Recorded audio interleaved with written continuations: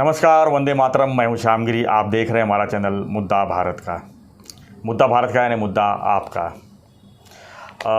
एक खबर ऐसी लगी है हमको कि देवेंद्र फडणवीस को उद्धव ठाकरे जी जो सत्ता थी तो उनको अरेस्ट करवाना चाहते थे।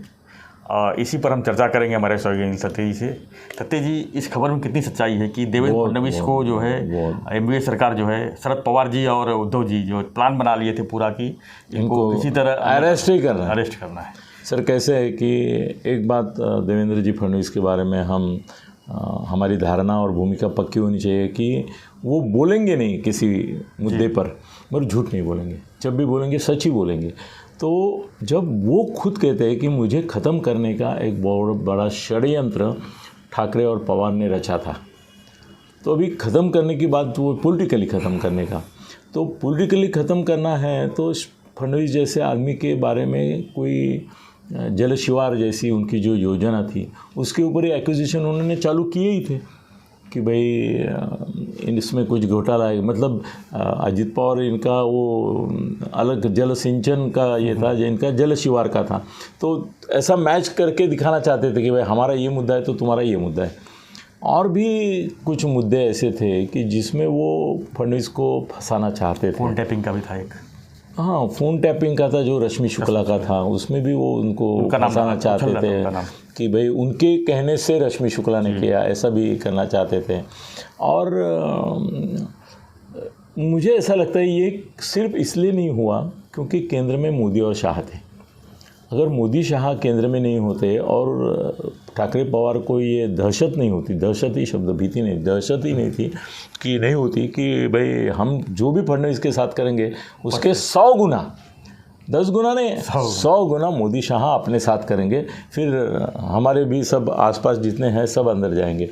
उस दहशत से उनकी हिम्मत नहीं होगी। मगर फडणवीस को फंसाने का उनका पूरा प्लान था, ये सच है। अभी ऐसा है कि फडणवीस के बारे में ये सब जानते हैं कि वो सबसे ज़्यादा अगर किसी चीज़ को अहमियत देते हैं तो नंबर 1 पे है चरित्र, नंबर 2 पे है चारित्र्य, नंबर 3 पे है नीतिमत्ता और नंबर 4 पे है निष्ठा जी। तो उसमें चरित्र उनका जो है उसमें कोई दाग न लगे, इसके लिए वो बहुत बहुत बहुत केयरफुल रहते हैं।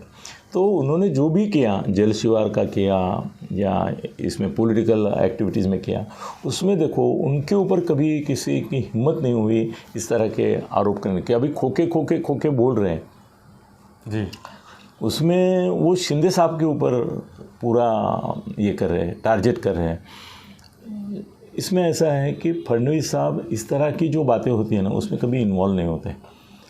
पार्टी है, पार्टी जो करना है, पार्टी क्या है ना, पार्टी जैसे हम लोग बोलते हैं कि इस उम्मीदवार ने खर्चा कितना किया, उसको अलाउड कितना है, 5 लाख, उसने किया 5 लाख, ठीक है, 10 लाख किया तो गलत है। उम्मीदवार का खर्चा हम अलग पकड़ते हैं और पार्टी ने उम्मीदवार के लिए किया हुआ खर्चा हम पकड़ते नहीं हैं। फडणवीस की थोड़ी न्याय और राजनीति में ये फ़र्क है। वो ये बोलते हैं कि पार्टी के लिए भी जो करना होगा, लेना होगा, देना होगा, वो मैं नहीं करूँगा, मेरे हाथ से कुछ नहीं होगा। मेरे पहचान में एक बड़े पत्रकार हैं, वो उनके पास गए थे और उन्होंने कुछ अपेक्षा व्यक्त की थी। तो फडणवीस साहब ने उनको बोला कि देखो ये लेन देन की जो बातें हैं, मैं मेरे जीवन में हमेशा इससे दूर रहा। मैंने किसी भी पत्रकार को पैसा देके ऐसा नहीं बोला कि मेरे लिए लिखो या मेरे खिलाफ मत लिखो, ऐसा नहीं। और मैं इसके खिलाफ़ हूँ। मेरी एक प्रिंसिपल है कि मैं ऐसा पैसा लेके किसी काम को करवाने में विश्वास नहीं रखता हूँ। हाँ, मगर पार्टी आपको मदद कर सकती है, और पार्टी किस तरह से आपको मदद करनी है, एडवर्टाइजमेंट के थ्रू करनी है, डोनेशन के थ्रू करनी है, कैसा करना है, वो आप जाने और पार्टी के अध्यक्ष जाने। तो उन्होंने उसको चंद्रकांत दादा पाटिल के पास भेजा था। वो बोले मैं इसके ऐसे ही है, और वो बोले इसके आगे चल के मेरी आपसे विनती रहेगी कि इस तरह की बातें मेरे से मत करो। सर, दूसरी बात मैंने देखी है कि थाना में दलाल लोग तो बहुत हैं और वो दलाल ऐसे है कि किसी भी पार्टी का मुख्यमंत्री हो या कोई हो, वहाँ पे वो आपको होर्डिंग पे भी दिखेंगे और बोर्डिंग पे भी दिखेंगे। तो यहाँ का एक बड़ा दलाल है थाना का, तो नाम नहीं सर, तुरंत 100 करोड़ का आ जाएगा, आपको महंगा पड़ेगा, मेरे को नहीं, मैं तो रोज़ एक नोटिस लेता हूँ, मगर महंगा पड़ेगा। मगर वो दलाल मालूम है सर, थाना में वो क्या बोले, वो बिल्डिंग कंस्ट्रक्शन लाइन का बहुत बड़ा ये है, एजेंट है। तो वो फडणवीस साहब जाके मिला था और बोला कि थाना में हम लोग, एक हमारा ग्रुप है, वो ग्रुप की ओर से हम लोग कलेक्शन करते हैं और देते हैं, तो आप यहाँ के जो महापालिका आयुक्त हैं उनको ये निर्देश अगर देते हैं तो वो ये करेंगे, इशू करेंगे, और उसके वजह से हमारे बिज़नेस को बड़ी ताकत मिलेगी और दुकान चलने फैसिलेट हो जाएगा। तो फडणवीस साहब थोड़े से अपसेट हो गए कि खुला आके कोई दलाल करके, और उनको क्या ना, उनके पास सब, सर वो चीफ मिनिस्टर थे ना, तब उनके पास जाने वाले हर एक की एक कुंडली निकालते थे। आपने अपॉइंटमेंट मांगी तो तुरंत वो पुलिस को इन्फॉर्म करते कि भाई ये आदमी की कुंडली कैसी है देखो। अभी पब्लिक फंक्शन में उनके साथ कोई भी खड़ा रह के फ़ोटो निकालेगा, वो बात अलग है, मगर कुंडली निकालते थे। तो उनको जो सामने बैठा वाला आदमी था, उसके साथ और भी एक आदमी था, तो उसकी कुंडली मालूम थी उनको कि ये सब लेन देन की काम करने वाला एजेंट, दलाल ही है, बड़वा ही है। तो और मगर ऐसा हुआ था कि वो दलाल को एक बीजेपी का लीडर का सपोर्ट था। महापालिका में जो था एक पावरफुल बीजेपी लीडर, उसका सपोर्ट भी था। उसने ही इसको बोला था कि मैं साथ में आऊँगा तो साहब तो मेरा कान पकड़ेंगे, मगर तू जा सकता है, as a businessman you go and meet him. तो फडणवीस साहब ने ऐसा थोड़ा अपसेट हो गए, तीखी नज़र से उनकी ओर देखा, बोले मैं आयुक्त कहूँगा और आयुक्त उस तरह के आदेश निकालेगा, मैं थाना आयुक्त। तो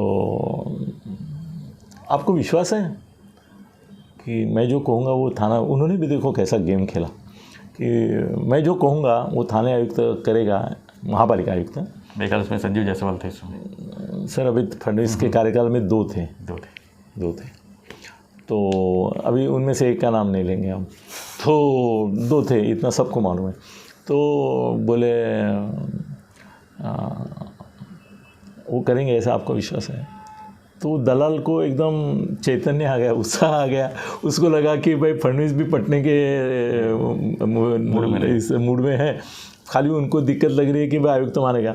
तो बोला सर आयुक्तांची चिंता करू नका, ते आम्ही कधीच मॅनेज करून टाकले, वो तो मैनेज है, वो तो सर आप क्या सोचेंगे नहीं, वो पूरा मैनेज ही है, आपके नाम से कितना क्या हमको बताते, अभी हम क्या आपको बोले। ऐसा भी उसने, वो मराठी भाषिक नहीं है, तो वो भी उसने बोल दिया कि वो आपके नाम से हमको क्या क्या बताते हैं, इसीलिए तो हमने साहस किया और आपके बाद आए। हम बोले इसके थ्रू क्यों आपको अप्रोच करे। वो बोल रहा था कि मैं साहब से बात करूँगा, हम बोले साहब से तुम क्यों बात करोगे, तुम्हारा हिस्सा रख के करोगे, डायरेक्ट हम भी जाके बात ही करते हैं। तो फडणवीस साहब ने उसको बोला कि देखो मेरे खुद के लिए लेने का तो कोई संभव नहीं, मेरा जो रोज़ का मरण भात है उसमें मैं संतुष्ट हूँ, मुझे किसी भी अभिलाषा नहीं है, किसी भी चीज़ की लालसा नहीं है और मुझे कुछ चाहिए भी नहीं, और मेरे सामने बात करने की ऐसी आप हिम्मत दिखा रहे ये भी मेरा अपमान मैं मानता हूँ। मगर मैं आयुक्त को कोई आदेश देने वाला नहीं हूँ। अगर आप बोलते हैं कि आयुक्त ने ऑलरेडी आपसे ये एक समझौता कर लिया है तो आप आपके लेवल पर जो करना है करो, मेरे को बताने भी नहीं। मगर आपको अगर पार्टी के लिए कुछ करना है और वो जेन्युइनली करना है और किसी चीज़ के बदले में नहीं करना है तो आप पार्टी अध्यक्ष को जाके मिलो, मेरे से मत मिलो। तो इतनी सावधानी बरतने वाले फडणवीस किसी स्कैम में या स्कैंडल में फंसने की 1% आधा % भी संभावना नहीं थी। उनके बारे में अफवाहें उड़ाने का बहुत कोशिश अलग लोगों ने किया, उनकी पार्टी के लोगों ने किया, यहाँ तक कि उनके ही पार्टी के एक बड़े पदाधिकारी ने एक मीडिया लॉबी बनाने की भी कोशिश की थी, जिसके लिए उनके बजट था 5 करोड़ का। वो 5 करोड़ का बजट लेके बैठे थे कि भाई मैं इतने मैनेज करूँगा मीडिया और उससे फडणवीस को शह दे दूँगा। एक 2-4 उसने ये बनाए थे कि भाई फडणवीस खुद को ज़्यादा समझते हैं, फडणवीस के बारे में वो अहंकारी हैं, वो ब्यूरोक्रेसी के पास हैं, वो ब्राह्मण हैं, ऐसे 5-6 कुछ मुद्दे भी निकाले थे। वो मीडिया को ये करने वाले थे, मगर फडणवीस साहब है, उनको पता चला कि ये इस प्रकार का कॉन्स्पिरेसी कर रहे, तो उन्होंने बुला के उनको आमने सामने पूछ लिया, उनकी फट गई वो बड़े नेता की, फिर वो पीछे हट गए। तो अभी ऐसा है कि फडणवीस को फंसाने की महाआघाड़ी ने कोशिश की, मगर वो 2 कारणों से फंस गई। एक तो फडणवीस ने ऐसा ज़िंदगी में कुछ किया नहीं। मैं क्या, कोई भी बीजेपी का लीडर आपको बता सकता है कि फडणवीस भाई इतना चारित्र्य संपन्न आदमी दूसरा पॉलिटिशियन महाराष्ट्र में नहीं है। महाराष्ट्र में दूसरा कोई नहीं है, इतना भी मैं कह सकता हूँ। और दूसरी बात यह है कि मोदी शाह जो है, अगर फडणवीस को हाथ लगाया तो जो हाथ लगाएगा उसके हाथों का तो काट ही देंगे। तो इसकी वजह से नहीं हुआ, मगर ये बात सच है फडणवीस जो बोल रहे हैं कि उनके खिलाफ बहुत बड़ा षड्यंत्र करने की कोशिश की गई थी। धन्यवाद थत्ते जी। तो हम चर्चा कर रहे थे कि फडणवीस को जो है एमवीए सरकार बुरी तरह से लपेटने वाली थी, उनको अरेस्ट करवाना चाहती थी, उनको मतलब उनका पूरी तरह से जीवन खत्म करना, पूरा राजनीतिक करियर उनकी खराब करना चाहती थी। और ये कुछ ही दिन में होने वाला था, लेकिन उसके पहले ही जो है पूरा उल्टा हो गया और फडणवीस जी शायद सरकार भी उनकी चली गई। और इसमें जीत तो एमवीए की जीत तो नहीं हुई, लेकिन फडणवीस ने जो है ऐसा सबक सिखाया कि अब जो है उनके ही लोग अंदर भी चले गए और जाएंगे काफ़ी जाने की तैयारी में भी है। तो आपको हमारा वीडियो कैसा लगा हमें जरूर कमेंट बॉक्स में लिखिए। वीडियो पसंद आए तो लाइक शेयर सब्सक्राइब करना ना भूलें। धन्यवाद। जय हिंद, जय महाराष्ट्र।